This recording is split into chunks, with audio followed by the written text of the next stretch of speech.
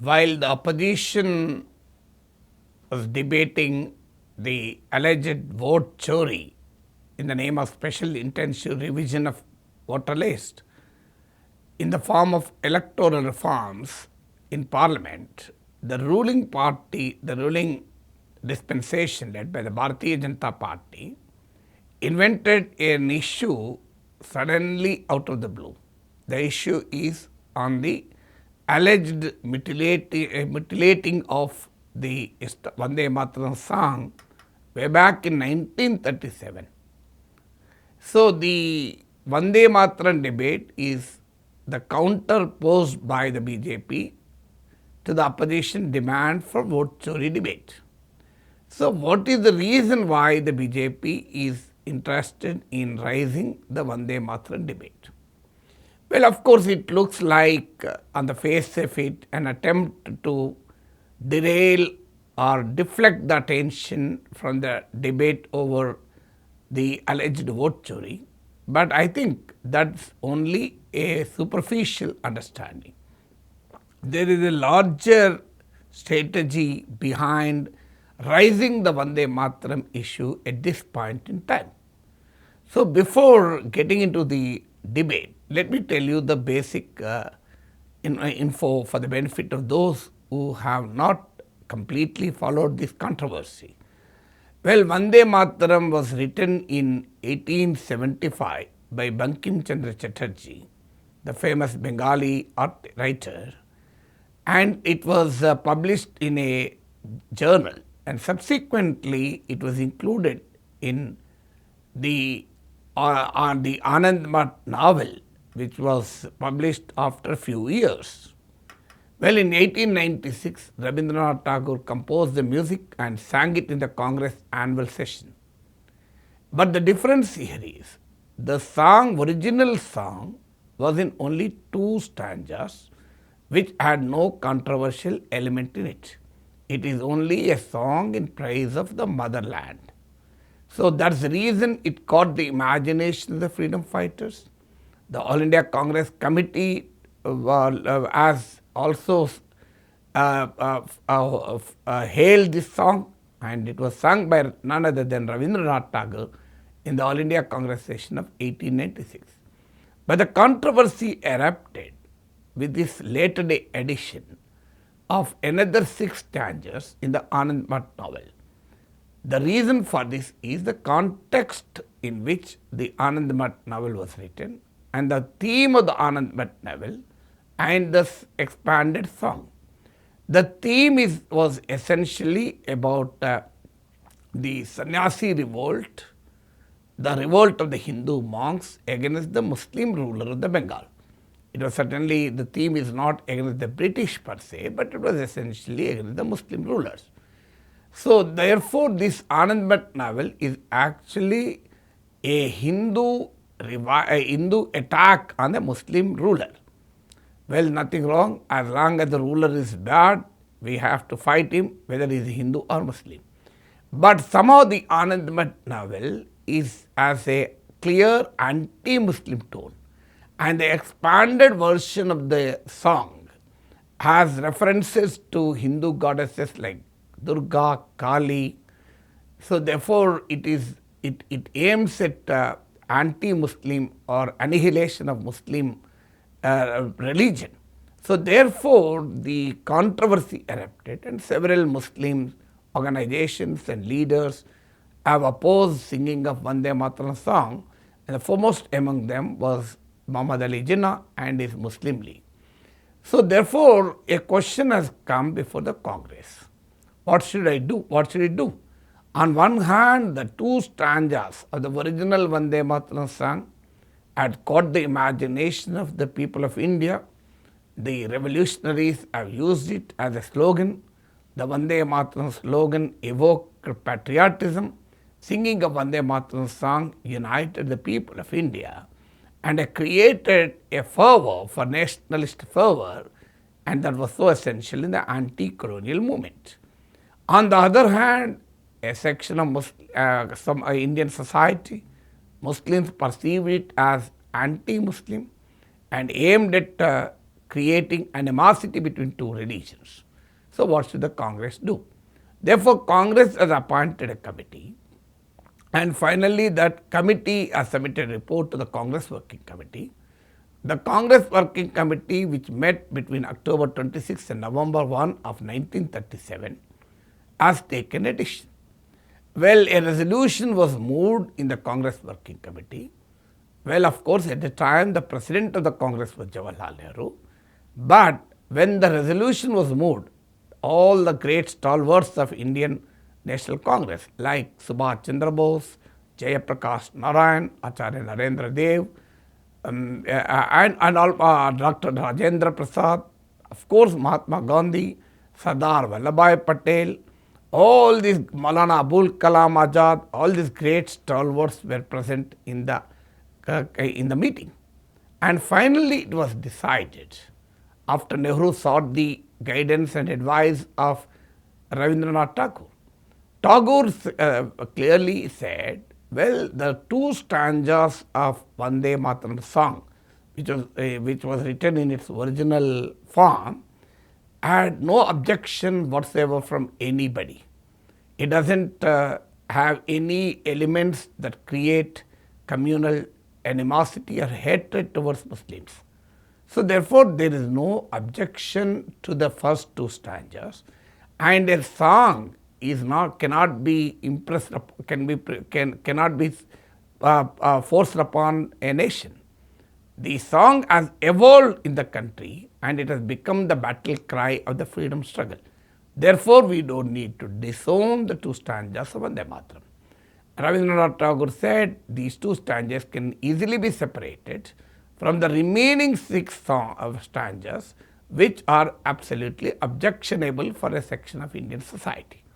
So therefore, Rabindranath Tagore, when Rabindranath Tagore gave this advice, the Congress decided to adopt the two stanzas of Vande Mataram as the national song. Well, subsequently in 1950, the Constituent Assembly debated it, and Constituent Assembly also came to the same opinion that the two stanzas have to be used wherever and whenever the Vande Mataram song is sung. So therefore, in 1951, Nehru government adopted it as the national song. The Constituent Assembly was chaired by Rajendra Prasad, and the great stalwarts like Ambedkar was there. Mahatma Gandhi, speaking in the Congress Working Committee in 1937, said, well, the only two stanzas of Vande Mataram song will be read wherever and whenever it is sung. So that was the mandate of the freedom struggle led by the Mahatma Gandhi. So it was not done for any vote bank politics. So the idea was to unite the people when the colonial British rulers were dividing the country in the name of religion. So contrary to what Narendra Modi alleges today that the song was partitioned first and the country was partitioned next. But in reality, the history says the song was taken in the present form to preserve the unity of the people against the British colonialism. It was actually an inclusive idea rather than an exclusionist decision. So the Narendra Modi's argument is essentially a distortion of history. So why are they distorting the history? So they are distorting history for a contemporary political project, which I will subsequently explain. So therefore, Mahatma Gandhi very clearly said, whenever and wherever Vande Mataram song is sung, it has to be confined to the only two stanzas.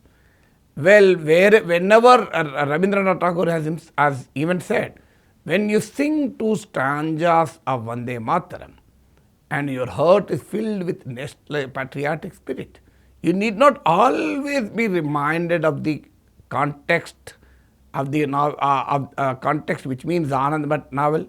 You need not be always reminded of the controversy, as long as you confine to these two stanzas. And Gandhiji said, this will be the national song and people have to sing only two stanzas. Of course, if people want to sing any other song in addition, or any other song in the place of Vande Mataram, they are free to do, provided those songs are not objectionable.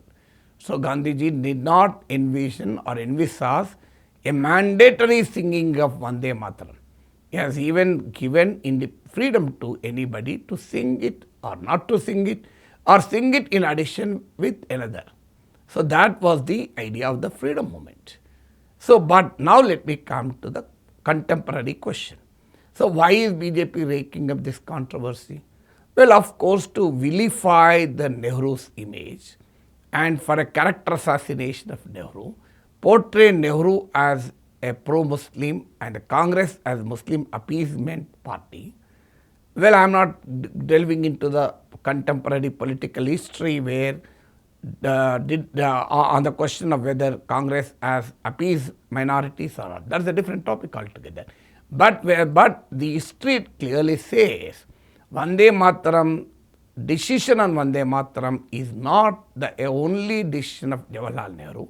It was a consensus opinion, though some of the freedom fighters had a different of opinion on that. Well, notwithstanding the objections and fears of Muslims, the Congress headed by Jawaharlal Nehru adopted it as a national song. In fact, it was completely opposed. Muslim organizations said not even the two stanzas should be adopted. And it was the Jawaharlal Nehru-led government which made it an official song. Why was it confined to two stanzas? Not to appease Muslims, but to preserve the unity of the people when they are fighting against the British colonial rulers who are trying to divide Indians and India in the name of religion. So therefore, it is a travesty of justice to argue that Vande Mataram was mutilated, and that too by Nehru, that too for a political purpose. So then coming to the question of why the BJP is raking up this controversy. Well, BJP's political rise owes to two factors. One is Hindutva, second is the muscular nationalism. So therefore, BJP perceives anybody and everybody who questions it as anti-national. And they claim that they alone have a patent over nationalism. They alone have an exclusive privilege of being patriotic. So that is the narrative which BJP promotes always. So therefore, how is this nationalism narrative is promoted? Well, the stand against Pakistan, stand against China, the alleged pusillanimity of the earlier Congress governments on the question of dealing with these nations, etc., are part of the BJP's nationalist narrative. So, but the problem here is the way Modi handled Operation Sindoor and post-Pahalgam has punctured this nationalist narrative. Well, the Mood of the Nation, India Today's survey also reveals this. If you compare the surge in the Modi's popularity after Balakot strikes and after Pahalgam attacks and after Operation Sindoor, you find a clear difference. People of India did not appreciate the manner in which Operation Sindoor was called off, that too on the alleged force by Donald Trump.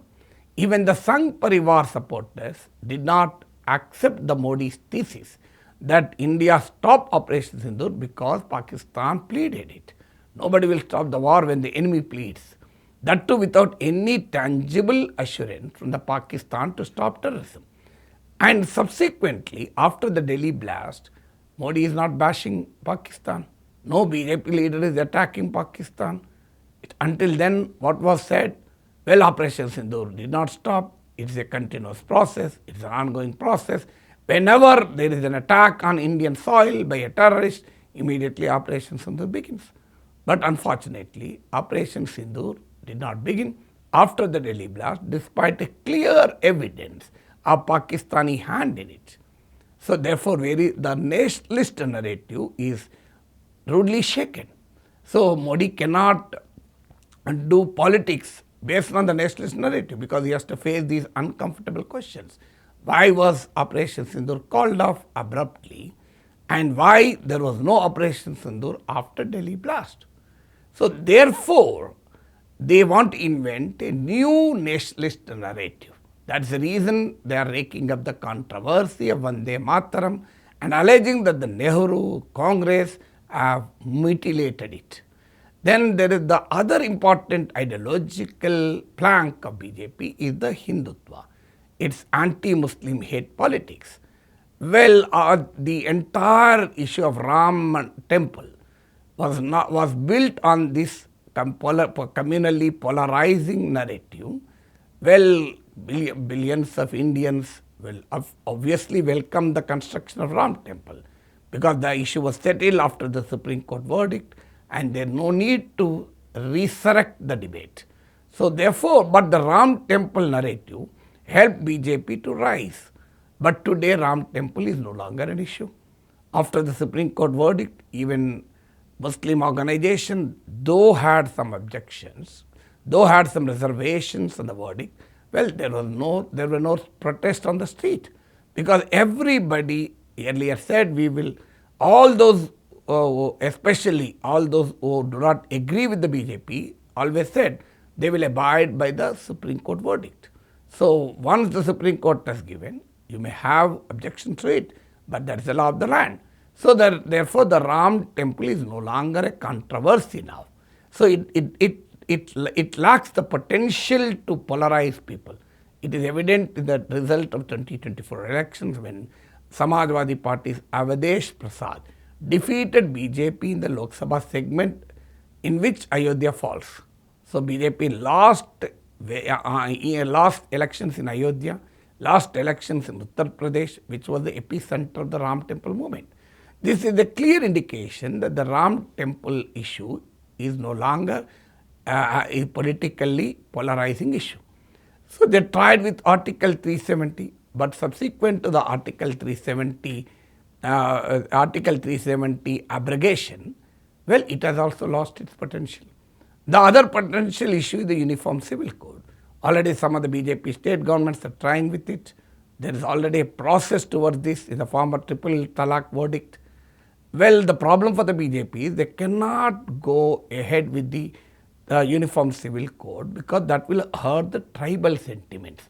That is the reason BJP is telling we need Uniform Civil Code minus tribals.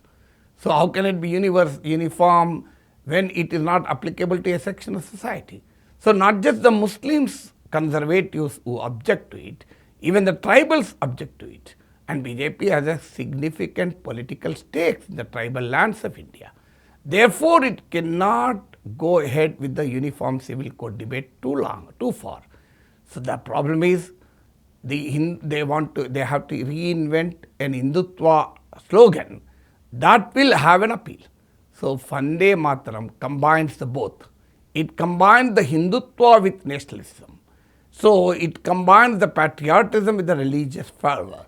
So that's the reason they want to resurrect this debate. And some of the sources tell that BJP may even go to the extent of reviving the full song, which has a significant reference to Hindu goddesses and anti-Muslim rhetoric. So therefore, by the time of the elections, there may be a possibility that BJP may go for 2029 elections in the name of Vande Mataram, making full song of Vande Mataram national song. Well, I don't think they will do it, even though they are in government. They can amend the law to make the full song of Vande Mataram, including the controversial 6 stanzas, but they will not do it because they cannot do it because they are also worried of the consequences of it. We have seen how BJP suspended Nupur Sharma when she made certain comments under the pressure of the sheikhs and kings of Arab land. So they did not listen to the secular opinion in India, but listened to the dictates of the Arab Muslim kings and Muslim despots. So therefore, I don't think the Narendra Modi government will amend the law to make the full song, including the controversial parts as a national song, but use it as an emotional issue for political polarization, which fits into it both Hindutva and nationalist narrative.